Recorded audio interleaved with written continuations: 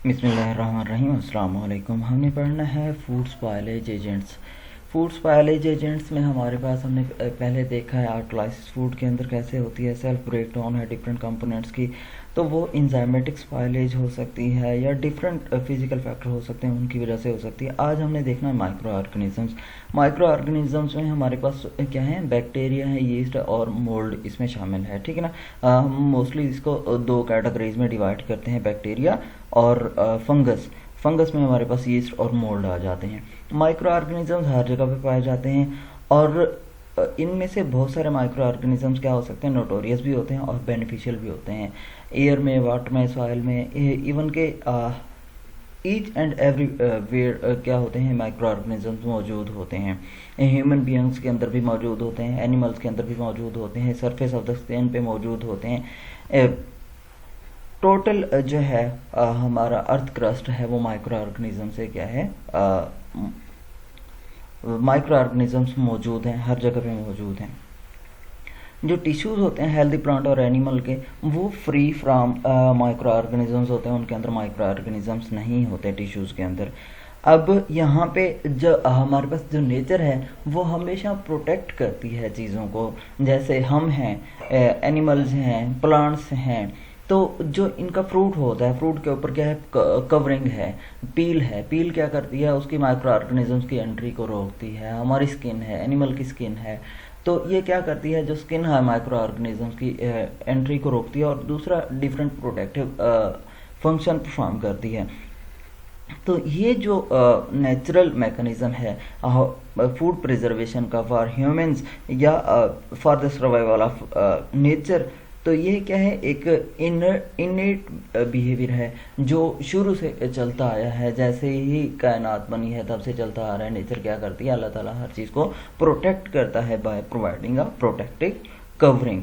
तो micro organism क्या करते हैं, जैसे ही ये प्रोटेक्टिव कवरिंग ब्रेक होगी तो माइक्रो ऑर्गेनिजम्स क्या करते हैं, वहाँ से न्यूट्रिएंट हासिल करना शुरू कर देते हैं, फूड को स्पॉइल करना शुरू कर देते हैं। माइक्रो ऑर्गेनिजम्स स्पॉयलेज के लिए सबसे बड़ा एजेंट हैं जो फूड की स्पॉयलेज करते हैं। प्रिंसिपल मेथड जो हैं फूड प्रिजर्वेशन के, वो डिपेंड करते हैं माइक्रोबियल ग्रोथ के ऊपर, एक्टिविटीज़ के ऊपर और उनके डिफरेंट जो हमारे पास कंडीशंस हैं, इन्वायरमेंटल कंडीशंस हैं या फिजिकल फैक्टर हैं, जिन्हें हम इंट्रिंसिक और एक्सट्रिंसिक फैक्टर बोलते हैं। वो intrinsic factor within the food system और extrinsic factor outside the food system, जैसे टेम्परेचर है, लाइट है, ह्यूमिडिटी है, वाटर एक्टिविटी है, तो उनका इफेक्ट क्या होगा, इंट्रिंसिक सिस्टम में पीएच आ जाएगी। तो मोल्ड्स हम देखते हैं, मोल्ड्स क्या हैं, बहुत सारी फूड प्रोडक्ट्स बनाने में इस्तेमाल होती हैं। डेयरी के अंदर बहुत सारी प्रोडक्ट्स बनाने के अंदर मोल्ड्स को इस्तेमाल किया जाता है। चीज़ बनाने के लिए एंटीबायोटिक्स, विटामिन्स हैं, एंजाइम्स हैं, ऑर्गेनिक एसिड्स हैं।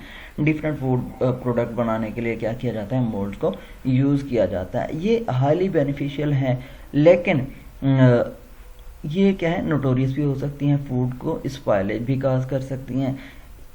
अब जो मोल्ड्स हैं मोस्टली वार्म डैम्प प्लेसेस के ऊपर, जो हल्की सी गीली जगह होगी और गर्म होगी, वहाँ पे ज़्यादा क्या होती है, मोल्ड्स ग्रो करती हैं। इसके अलावा जो सबसे बड़ा करेक्टरिस्टिक्स है मोल्ड का, वो कि ये मॉइस्चर वाली प्लेसेस के ऊपर क्या करती हैं, ग्रो करती हैं, जहाँ पे मॉइस्चर कंटेंट ज़्यादा होते हैं। अब मॉइस्चर ज़्यादा होने की नहीं, सबसे इनका जो मेजर वो है, ये लो मॉइस्चर की, जहाँ पे बैक्टीरिया और यीस्ट ग्रो नहीं कर सकते वहाँ पे मोल्ड ग्रो करती हैं और फूड को स्पॉइल करती हैं। सबसे लोएस्ट मॉइस्चर कंटेंट पे मोल्ड ग्रो करती हैं। तो इसीलिए ये हर जगह पे पाई जाती हैं। ग्रेन्स के अंदर भी, जहाँ पे मॉइस्चर कंटेंट जब 20% 25% से ज़्यादा जाता है तो मोल्ड ग्रो करना शुरू कर देती हैं। ट्यूबर्स के अंदर, ब्रेड के अंदर, जैम्स हैं, जेलीज हैं, फ्रूट जो जूसेस हैं, क्या करती हैं, मोल्ड ग्रो करती हैं। ये स्पेशली इम्पॉर्टेंट है जहाँ पे रेनफॉल मॉडरेट होती है या हैवी रेनफॉल होती है टेम्परेट रीजन्स के अंदर, या ट्रॉपिकल रीजन्स के अंदर, जिनके अंदर rainfall through out the year moderate होती है। इसके अलावा जो मोल्ड्स हैं ये एरोबिक इन नेचर होते हैं। अब देखें, हमें एक पैरामीटर पता चल गया और हम इसी पैरामीटर को कंट्रोल करके क्या कर सकते हैं, फूड को प्रिजर्व कर सकते हैं। ये एरोबिक इन नेचर है। जब हमने मोल्ड से फूड को प्रिजर्व करना हो तो हम एनाएरोबिक कंडीशंस क्रिएट कर देंगे, तो वहाँ पे ऑक्सीजन की सप्लाई को रोक देंगे। Do not grow inside the foods unlike other micro organism, जैसे बैक्टीरिया फूड सिस्टम के अंदर ग्रो कर सकते हैं तो ये ग्रो नहीं कर सकती। ये कहाँ पे ग्रो करती हैं, on the surface of the food system. Mould are normally multicellular, ये क्या होती हैं, मल्टीसेलर होती हैं। Cell grow and to form filaments called hyphae, ठीक है ना। ये सेल क्या करता है, एंड टू एंड ग्रो करता है, ऐसे लंबाई के रुख ये क्या करता चला जाएगा, बढ़ता चला जाएगा और थ्रेड लाइक स्ट्रक्चर बनाता है, जिसे हम क्या बोलते हैं, हाइफी बोलते हैं। हाइफी दो तरह के होते हैं, सेप्टेट हाइफी होते हैं और एसेप्टेट हाइफी। सेप्टेट हाइफी वो होते हैं जिनमें क्रॉस वाल या सेप्टा मौजूद होता है। देखें इन हाइफी के अंदर क्या है, ये वाला जो हाइफी है यहाँ पे सेप्टा है, यहाँ पे सेप्टा है, यहाँ पे सेप्टा है, ये सेप्टेट हाइफी। और दूसरे एसेप्टेट हाइफी होते हैं जिनमें ये वाली क्रॉस वाल्स मौजूद नहीं होती, ये सेपरेशन नहीं होती, उनको एसेप्टेट हाइफी या कॉइनोसाइटिक हाइफी बोलते हैं। उनके अंदर जेनेटिक मटेरियल जो होता है through out the hyphae spread होता है। हाइफी क्या करता है, नेटवर्क बनाता है, एक जाल सा बनाता है, एक ठीक है ना, टफ्ट बनाता है, जिसे हम क्या बोलते हैं, माइसीलियम, या हाइफी का जो गुच्छा होगा उसे हम माइसीलियम बोलते हैं। ये which is characteristics of species all mould produce spores, ठीक है ना। अब जितनी भी मोल्ड्स हैं वो सारे के सारे क्या करती हैं, स्पोर प्रोड्यूस करती हैं स्पोर्स के थ्रू। अब एसेक्सुअल रिप्रोडक्शन भी इनमें होती है और सेक्सुअल रिप्रोडक्शन भी होती है। सेक्सुअल रिप्रोडक्शन में स्पोर्स प्रोडक्शन में एसेक्सुअल स्पोर्स भी होते हैं और सेक्सुअल स्पोर्स भी होते हैं। और ये बाय बडिंग भी क्या करती हैं, ग्रो करती हैं।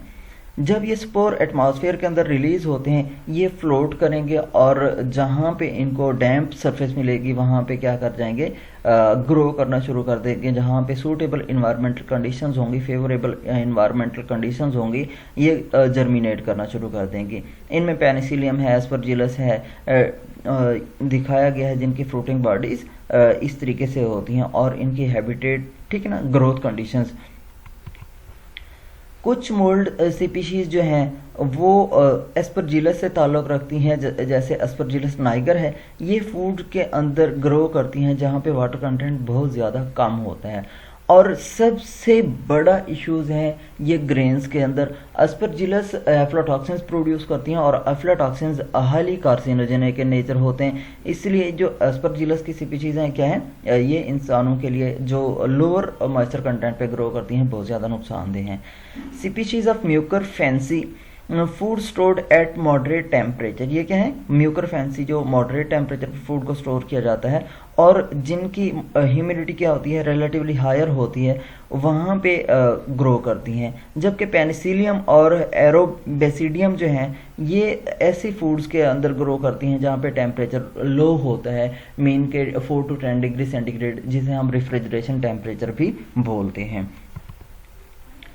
ग्रोथ जो मोल्ड की है फूड के ऊपर, उसको हम इजीली कंट्रोल कर सकते हैं। कैसे कंट्रोल कर सकते हैं ग्रोथ को, मॉडरेट टेम्परेचर कंडीशन चाहिए होती हैं। जब हम थोड़ा सा टेम्परेचर बढ़ाएंगे तो क्या हो जाएंगे, डेथ हो जाएगी इनकी, ठीक है ना, ख़त्म हो जाएंगे। तो जब हम क्या कर सकते हैं, इनका टेम्परेचर बढ़ा सकते हैं। और दूसरा हमें पता है कि ऑक्सीजन की मौजूदगी में ग्रो करते हैं, एरोबिक हैं, तो 2 पैरामीटर फॉलो करने पड़ते हैं मोल्ड की ग्रोथ के कंट्रोल करने के लिए फूड सिस्टम के अंदर। पहली बात है कि हमने टेम्परेचर कंट्रोल करना है, टेम्परेचर बढ़ा देना है, क्योंकि मॉडरेट टेम्परेचर से हायर टेम्परेचर करेंगे तो इनकी डेथ हो जाएगी। और दूसरा हमने एरोबिक कंडीशंस को ख़त्म करके एरोबिक कंडीशंस क्रिएट कर देनी है, फूड को प्रॉपरली पैक कर देना है, तो मोल्ड ग्रोथ रुक जाएगी।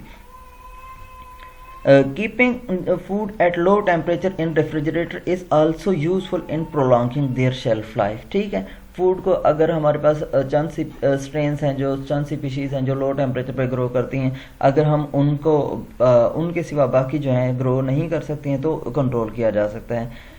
हाई टेम्परेचर पे इजीली किल किया जा सकता है जब हम बॉइलिंग वाटर के अंदर, या हम इवन के पास्चराइजेशन होती है, पास्चराइजेशन टेम्परेचर पे क्या होती है, मोल्ड किल हो जाती हैं। जबकि बैक्टीरिया के लिए हमें क्या करना पड़ता है, 115 to 121 डिग्री सेंटीग्रेड, जिसे हम स्टेरिलाइजेशन बोलते हैं, टेम्परेचर देना पड़ता है। नेक्स्ट यीस्ट है। यीस्ट क्या है, फूड मैन्युफैक्चरिंग इंडस्ट्री के अंदर, ख़ास तौर पे बेकिंग इंडस्ट्री के अंदर ब्रेड है, बर्गर है, बन्स है, इनको बनाने के लिए क्या होती है, यीस्ट यूज़ होती है। इसके अलावा बियर है, वाइन है, और सम एंजाइम्स और विटामिन प्रोडक्शन के लिए भी क्या होता है, यीस्ट को यूटिलाइज किया जाता है इंडस्ट्री के अंदर। लेकिन जो इंडस्ट्री फ्रूट जूसेस और नॉन अल्कोहलिक बेवरेजेस बनाती हैं, जैम्स और जेलीज बनाती हैं, वहाँ पे यीस्ट की ज़रूरत नहीं होती, यीस्ट अनडिज़ायरेबल होती है। अल्कोहलिक बेवरेजेस इंडस्ट्री क्या करती है, यीस्ट को यूटिलाइज करती है। अगर ऐसी बेवरेजेस के अंदर जो नॉन अल्कोहलिक हैं वहाँ पे यीस्ट होगी तो यीस्ट क्या करती है, डिफरेंट प्रॉब्लम काज करती है। ये प्रॉब्लम क्या होंगे, उनके अंदर जो शुगर मौजूद होगी नॉन अल्कोहलिक बेवरेजेस के अंदर, उनको फर्मेंट कर देगी। फर्मेंटेशन के बाद उसको एथेनॉल, इथाइल अल्कोहल के अंदर कन्वर्ट करेगी। एथेनॉल जो है, इथाइल अल्कोहल हमें पता है कि क्या है, अल्कोहल है, तो ये आ जाएगा अल्कोहलिक बेवरेजेस की कैटेगरी के अंदर। तो इसीलिए क्या किया जाता है, non alcoholic beverages yeast undesirable है। फिल्म यीस्ट माइकोडर्मा जो है ये on the surface of skin most of the time मौजूद होती है, या फ्रूट की जो पील है उसके ऊपर मौजूद होती है, growing on the surface of some fruits products के ऊपर मौजूद होती है। यीस्ट क्या है, यूनिसेलर हैं। मोल्ड्स मल्टीसेलर हो सकते हैं, लेकिन यीस्ट क्या है, सारे के सारे यूनिसेलर हैं, माइक्रोस्कोपिक हैं। That are present in the air and on foods. ये क्या है, हवा के अंदर भी यीस्ट के स्पोर्स मौजूद होते हैं और फूड के अंदर भी मौजूद होते हैं, फूड के ऊपर। नेचुरल हैबिटेट और ऑर्चर्ड, यीस्ट कहाँ पे पाई जाती है, बागात में पाई जाती है, जहाँ पे फ्रूट्स होते हैं, जहाँ पे प्लांट्स होते हैं, जहाँ पे ह्यूमिडिटी क्या होती है, ज़्यादा होती है, वहाँ पे मौजूद होते हैं, ख़ासतौर पे वाइन यार्ड्स के अंदर और फ्रूट प्लांटेशंस के अंदर। ये स्टेल यूजली राउंड होते हैं या एलिप्सॉइडल या सिलेंड्रिकल होंगे। ये एक डेफिनेट सेल वाल इनकी होती है। इनकी जो ये इसकी सेल वाल होती है काइटिन की बनी होती है। जो बैक्टीरियल सेल वाल होती है वो पेप्टाइडोग्लाइकेन की बनी होती है। थिन और इलास्टिक यंग सेल्स के अंदर होती है, लेकिन यही जो सेल वाल है जब ओल्डर वंस होंगे सेल्स तो उनके अंदर थिक हो जाएगी और रिजिड हो जाएगी। ये इसको क्या है, रैपिडली डिवाइड करती है, रैपिडली मल्टीप्लाई करती है फेवरेबल इन्वायरमेंटल कंडीशंस के अंदर। जब temperature, air, humidity, water content सारे के सारे सूटेबल अमाउंट के अंदर मौजूद होंगे तो यीस्ट की ग्रोथ बहुत रैपिड होती है। और इसके अंदर हमारे पास मोस्ट ऑफ द टाइम जो रिप्रोडक्शन होती है, एक सेक्सुअल रिप्रोडक्शन होती है, और एक सेक्सुअल रिप्रोडक्शन ये बाय बाइनरी फिशन करते हैं या बाय बडिंग करते हैं। अच्छा, बाइनरी फिशन में क्या होता है कि एक सेल दो सेल में तकसीम हो जाता है। बडिंग में छोटा सा उभार बनता है और वो उभार मज़ीद बढ़ता चला जाता है, बढ़ते बढ़ते उससे क्या होता है, एक नया जानदार बन जाता है। They preferentially grow at low pH. जो यीस्ट होती है लो पीएच फूड के अंदर। तो अब देखें, हमें एक करैक्टरिस्टिक्स पता चल गया है। और यहाँ कहाँ पे ज़्यादा ग्रो करेगी, जहाँ पे मॉइस्चर कंटेंट ज़्यादा होगा देन मोल्ड। तो हमने क्या कर देना है, पीएच को ऑप्टिमाइज कर देना है, तो यीस्ट ग्रो नहीं करेगी। दूसरा, मॉइस्चर कंटेंट को रिड्यूस कर देंगे तो यीस्ट ग्रो नहीं करेगी। In their requirement for oxygen yeast में बी एरोबिक और एनाएरोबिक इन कैरेक्टरिस्टिक्स। मोल्ड हमारे पास टोटली एरोबिक थी, जबकि यीस्ट क्या है, एरोबिक भी हो सकती हैं और एनाएरोबिक भी हो सकती हैं। एरोबिक कौन सी होती हैं, ऐसे ऑर्गेनिज्म जो ऑक्सीजन की मौजूदगी में सर्वाइव कर सकते हैं। In the absence of oxygen they can't survive, while anaerobic organisms are those which only survive in the absence of oxygen। ठीक है, जो कुछ यीस्ट है जैसे सैक्रोमाइसिस सर्वेसी है, ये बेकिंग के अंदर यूज़ होती है, अल्कोहलिक फर्मेंटेशन में जब ब्रेड्स वगैरह बनाते हैं, बन्स बर्गर वगैरह बनाते हैं, तो ये बहुत कंडीशंस के अंदर एरोबिक और एनाएरोबिक दोनों कंडीशंस के अंदर ग्रो कर जाती है। बॉइलिंग टेम्परेचर 100 डिग्री सेंटीग्रेड या इवन के pasteurisation temperature 65 to 88 degree centigrade जो है यीस्ट को डिस्ट्रॉय करने के लिए काफ़ी है। इस टेम्परेचर पे ये क्या हो जाती हैं, डिस्ट्रॉय हो जाती हैं। अब जो लेंथ ऑफ टाइम है वो डिपेंड करता है। लेंथ ऑफ टाइम ज़्यादा भी हो सकता है, थोड़ा भी हो सकता है। कंटेनर साइज पे डिपेंड करता है, प्रोडक्ट पे डिपेंड करता है, प्रोडक्ट कौन सी है, प्रोडक्ट सॉलिड लिक्विड गैस, ठीक है ना। इस तरीके से हमारे पास किस टाइप ऑफ प्रोडक्ट है और कंटेनर है उस पर डिपेंड करता है कि हमने कितनी देर के लिए टेम्परेचर देना है, कितनी देर के लिए हीट देनी है। नेक्स्ट हमारे पास है bacteria. Bacteria food and pharmaceutical industries के अंदर बहुत ज़्यादा यूज़ होता है। इसके अलावा ऑर्गेनिक एसिड प्रोडक्शन के अंदर यूज़ होते हैं, इंजाइम्स हैं, विटामिन हैं, एंटीबायोटिक्स हैं और अमाइनो एसिड प्रोडक्शन में बैक्टीरिया यूज़ होते हैं। ये मोस्ट ऑफ द टाइम जो बैक्टीरिया हैं एवरी इन्वायरमेंट ये क्या कर सकते हैं, सर्वाइव कर सकते हैं। बैक्टीरिया जो होते हैं ये थर्मोफिलिक भी होते हैं, ये मीजोफिलिक भी होते हैं और ये क्या होते हैं, सैक्रोट्रॉफिक भी होते हैं। ये ह्यूमंस के एलिमेंट्री ट्रैक्ट के अंदर रहते हैं और एनिमल के अंदर भी क्या होते हैं, मौजूद होते हैं। बैक्टीरिया से विटामिन बी ग्रुप प्रोड्यूस किया जा सकता है और कम्प्लेक्स सेलुलोज मटेरियल को क्या करते हैं, ब्रेक करते हैं सिंपलर वन के अंदर और वहाँ से शुगर को यूटिलाइज करते हैं। ख़ास तौर पे रूमिनेंट्स के अंदर जो हमारे पास जैसे जानवर हैं चारा खाते हैं, चारे में क्या होते हैं, कम्प्लेक्स कार्बोहाइड्रेट होता है जैसे सेलुलोज हो गया, ठीक है ना। रूमिनेंट क्या होते हैं, जुगाली करने वाले। ये क्या करते हैं, सेलुलोज या घास वगैरह खाते हैं तो इनके अंदर सेलुलोज होती है। सेलुलोज जो है ह्यूमन बॉडी उसको डाइजेस्ट नहीं कर सकती, या इसके अलावा स्टार्च है ह्यूमन बॉडी उसको डाइजेस्ट इजीली नहीं कर सकती, तो इसकी डाइजेशन बैक्टीरिया क्या करते हैं और बैक्टीरिया ब्रेक डाउन कर लेते हैं उसके। एक तो एनिमल को भी फायदा हो रहा होता है और दूसरा बैक्टीरिया वहाँ से न्यूट्रिएंट हासिल कर रहे होते हैं, शुगर्स हासिल कर रहे होते हैं। बैक्टीरियल एक्टिविटीज बेनिफिशियली जो है फर्मेंटेड फूड के अंदर जैसे मिल्क है, योगर्ट है, मीट है, फ्रूट्स हैं, वेजिटेबल प्रोडक्ट्स के अंदर इसकी एक्टिविटीज़ को यूटिलाइज किया जा सकता है। स्पाइलेज क्या करते हैं बैक्टीरिया, फ्रेश और प्रोसेस्ड फूड की करते हैं जब इनकी अनकंट्रोल्ड एक्टिविटीज़ होती हैं, जब इनकी एक्टिविटीज़ को मॉनिटर नहीं किया जाता है। ये स्पाइलेज मिल्क की, मीट की, फिश की, कुक्ड डिशेस की और ब्रेड की और दूसरी प्रोडक्ट की स्पाइलेज की वजह बनते हैं। बैक्टीरिया जो हैं ये क्या करते हैं, कम्प्लेक्स कार्बोहाइड्रेट्स को, प्रोटीन्स को, फैट्स को और इनको ब्रेक करते हैं। ब्रेक करने के बाद उनको सिंपलर कंपोनेंट्स के अंदर तब्दील कर देते हैं। प्रोटीन्स हैं तो उनको अमाइनो एसिड्स के अंदर, फैट्स हैं तो फैटी एसिड्स के अंदर, कार्बोहाइड्रेट्स हैं तो उनको रेस्पेक्टिव शुगर्स के अंदर कन्वर्ट कर देंगे। कुछ जो बैक्टीरियल मेटाबोलाइट्स हैं एज एंड प्रोडक्ट प्रोड्यूस जो होते हैं वो टॉक्सिक हो सकते हैं ह्यूमंस के लिए और वो डिफरेंट ऑफ फ्लेवर प्रोड्यूस करते हैं, टेंट प्रोड्यूस करेंगे और फूड को कंटेमिनेट करेंगे, ह्यूमन हेल्थ को इम्पैक्ट करेंगे बाय प्रोड्यूसिंग गैस्ट्रोइंटेस्टाइनल इश्यूज और by carcinogenic activities of their end products. कुछ बैक्टीरिया जो हैं फूड के अंदर ग्रो करते हैं, टॉक्सिन प्रोड्यूस करते हैं और वो टॉक्सिन क्या करते हैं, फूड पॉइजनिंग काज करते हैं, जैसे डायरिया है, वोमिटिंग है, ठीक है ना, ऐसे प्रॉब्लम्स हो सकते हैं। इसके अलावा जो बैक्टीरिया हैं यूनिसेलर होते हैं, माइक्रोस्कोपिक ऑर्गेनिजम्स हैं और 4 टिपिकल शेप्स के अंदर, ये आपने एफएससी के अंदर, मैट्रिक के अंदर भी पढ़े होते हैं। कोकस स्फेरिकल फॉर्म के अंदर होते हैं, बेसिलाई होते हैं रॉड शेप के अंदर, विब्रियो होते हैं शॉर्ट कर्व्ड है, स्पाइरिलम होते हैं लॉन्ग कॉइल्ड थ्रेड्स की फॉर्म के अंदर। तो यहाँ पे जो इनका सेल होता है, इनकी सेल वाल पेप्टाइडोग्लाइकेन की बनी होती है और इस सेल वाल के गिर्द एक थिन लेयर होती है जिसे स्लाइमी लेयर होती है जिसे हम कैप्सूल बोलते हैं। और ये जो कैप्सूल होता है इसे against harsh environmental conditions protect करता है बैक्टीरिया को।